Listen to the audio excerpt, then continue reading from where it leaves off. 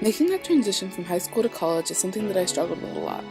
Although I think if I hadn't experienced my trip to Japan, it would have been a lot harder. During the summer of 2013, I had an amazing opportunity to live in Japan for the second time.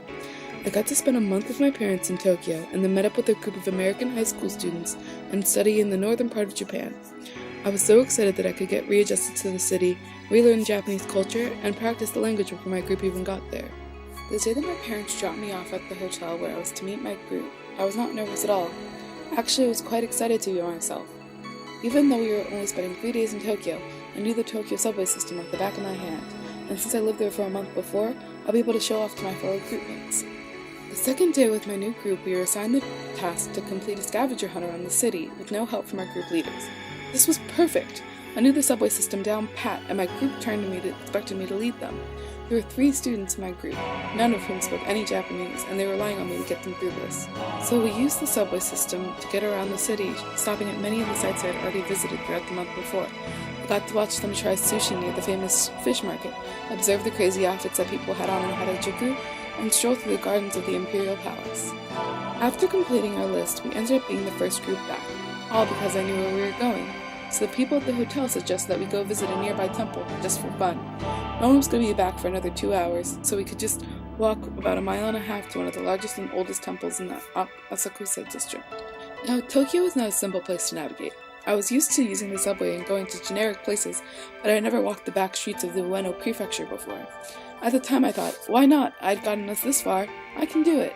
So the Japanese man behind the desk gave us the directions and we began walking. While we were walking, my confidence slowly started to fade. As we kept walking down this crowded street, the buildings began to blur together. There's just a continuous gray buildings, and I felt, for the first time since I had gotten there, that I had no idea where I was.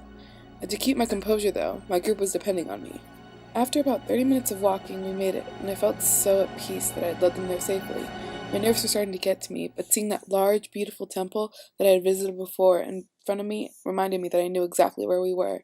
I knew exactly how to get back to my parents, but to the hotel that my group was staying with, not so much. After about 30 minutes of walking around the temple, it was getting dark, so we decided to leave. And I had no idea where I was going. I decided to head back in the general direction that we had left, but soon realized that we were not heading in the right direction. Still, I had too much pride to admit to my group, so we went on.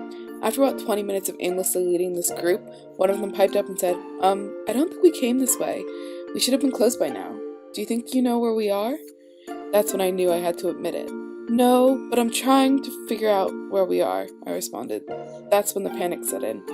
We pulled out the map that we had from earlier and tried to identify where we were. That was basically impossible. The map was completely written in Japanese, and I was not well versed enough to understand how to decipher it.